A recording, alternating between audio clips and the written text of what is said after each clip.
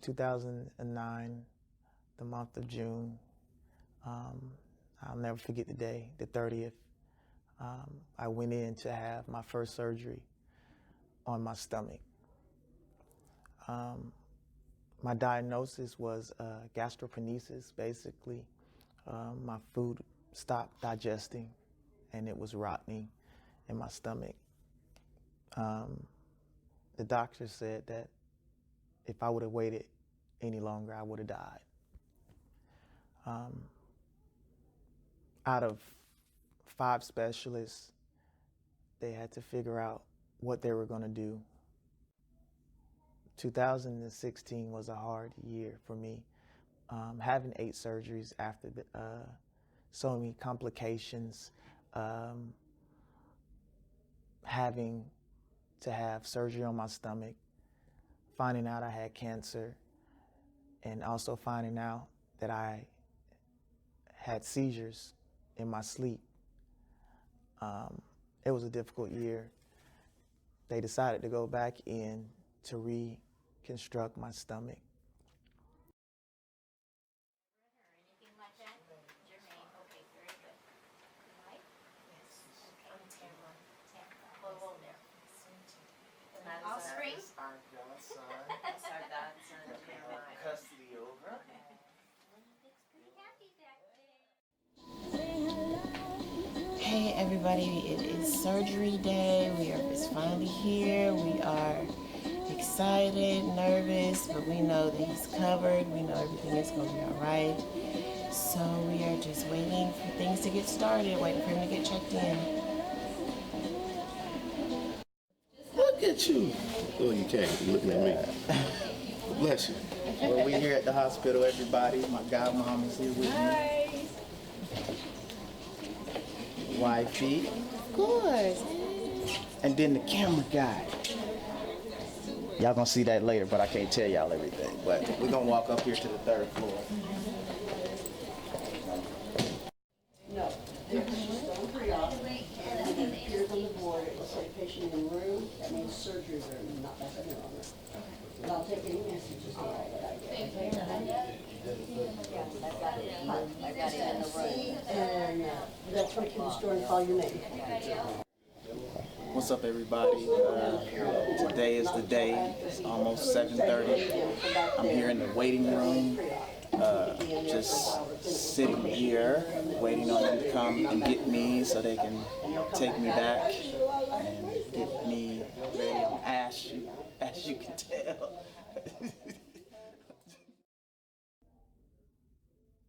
But lo and behold, they went in and they had to stop the surgery. Hey everybody, just to let you know what's going on right now. Jermane is out of surgery. The surgery was a lot shorter than we expected. They were unable to do the surgery they went in to do because of how his previous surgeries have been done.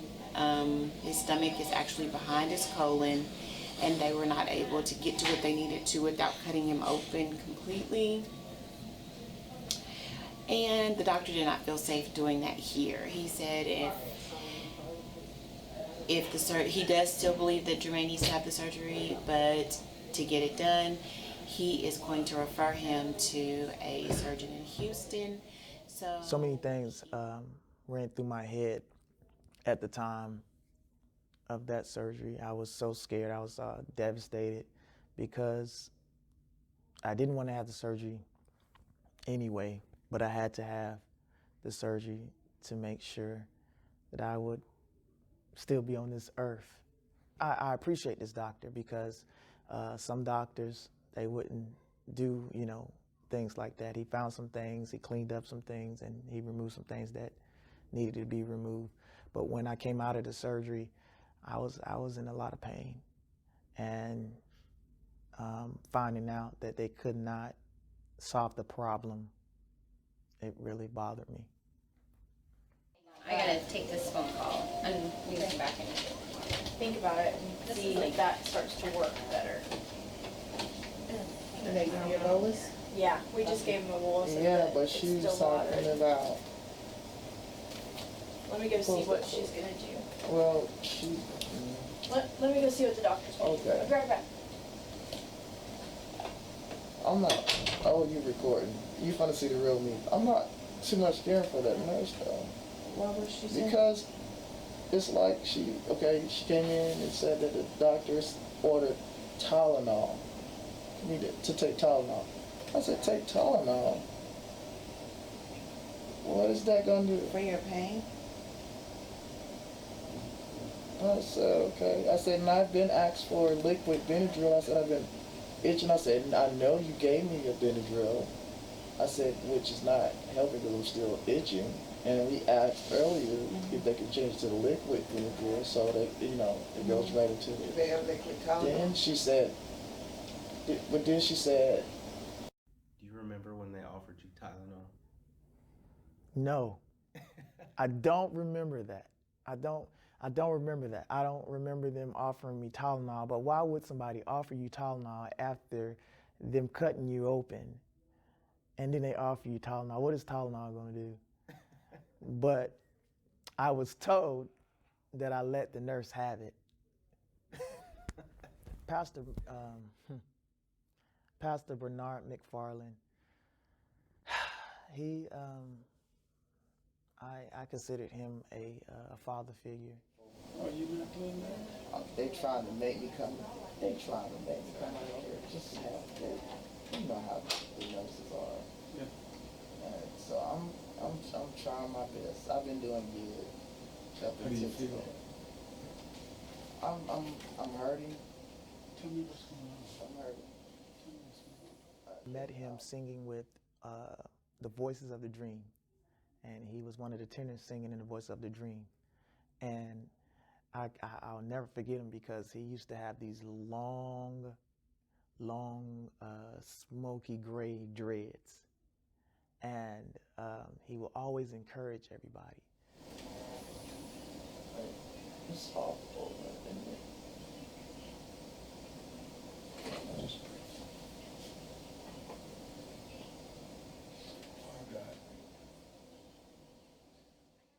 A lot of people come up to you and say, they encourage you and they say, I want to be in your life. I want to make sure, that you're okay. I want to make sure that things, if you need anything, that I'm there to pick you up or to tell you when you're wrong. You get those people, but then you don't see them anymore. But Pastor B was different. He meant what he said, and he said what he meant. I'll never forget it. I was a little bitter in this particular season of my life at this surgery because I was disappointed. I was discouraged. I was already tired. I was tired of doctors telling me this and doctors telling me that, being probed on, being a guinea pig, and Pastor B came in the nick of time, and it never fails. It seemed like he always came when I was at my lowest low. And this particular day, when this season that I was in the hospital, it never ceased to amaze me. He was going through what he was going through. He lost a fight with cancer, but while he was alive, he was still encouraging. He had just landed from Chicago, and from the airport, he came to the hospital just to see about me. And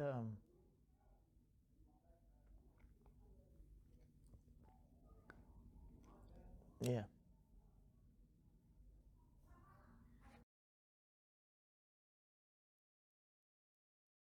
Every morning at 4 o'clock, I get shots in my stomach, and I used to use these needles, and I had this one nurse that would always come in and literally just boom. She said you have tough skin. That hurt very bad. She just stuck me in my stomach With the needle. with a needle. Was it a skinny needle or a thick needle? Skinny. Is it still burning? Yes. That's why I'm not moving. So I remember this one. I told this nurse, "Don't come in here stabbing me with a needle." And so, I mean, I think I was ready for this surgery because I've been through so many surgeries. So I was telling the nurses, "Listen, I need you. Just bear with me. I know what I'm talking about. I've been through this. Please, just if you can, just let me hold it. Let me hold my fat, and you stick the needle. I mean, and the needle. I had to get the needle because it was a blood thinner. So I'll never forget those. Never forget those shots. It hurts. That's right. Anyway, so as y'all can see, he's doing a little better today. They have his pain under control a little more. He's still really cranky though, but that's normal for him. It is normal for you, but he is doing a lot better, so I am excited. I'm not happy that he's in pain, but I'm happy he's not as bad as he was after his first surgery.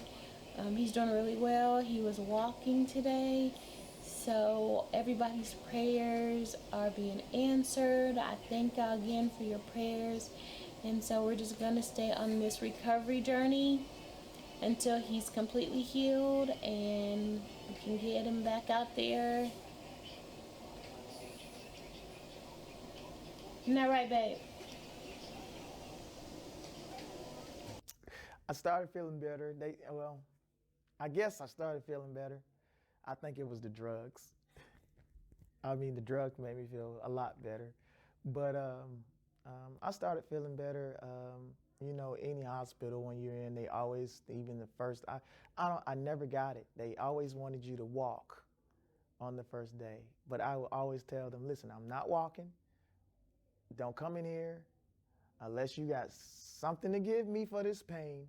I don't want to see you. But I started feeling better.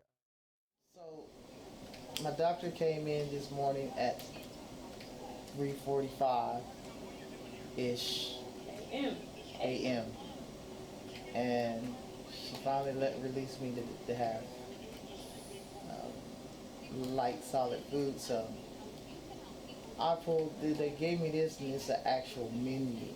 Like, I've never seen a hospital that had a menu like this.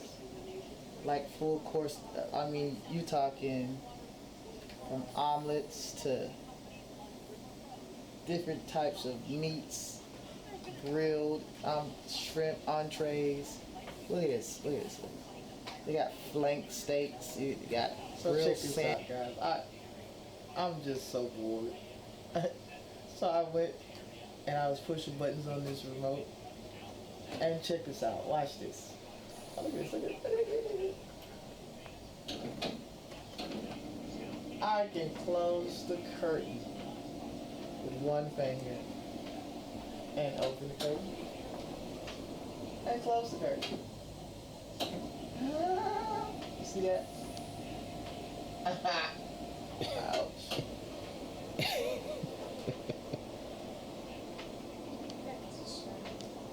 That is so awesome, man. These hospitals are getting real high tech, you know. They're really spending money. That's cool.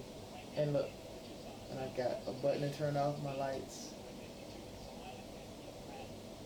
And turn them on. Turn it off. Turn it on. Turn it off. Turn it on. Dang, I know light. This big light. It's bright. Awesome. I like that. When you take a lot of meds, that's what happens.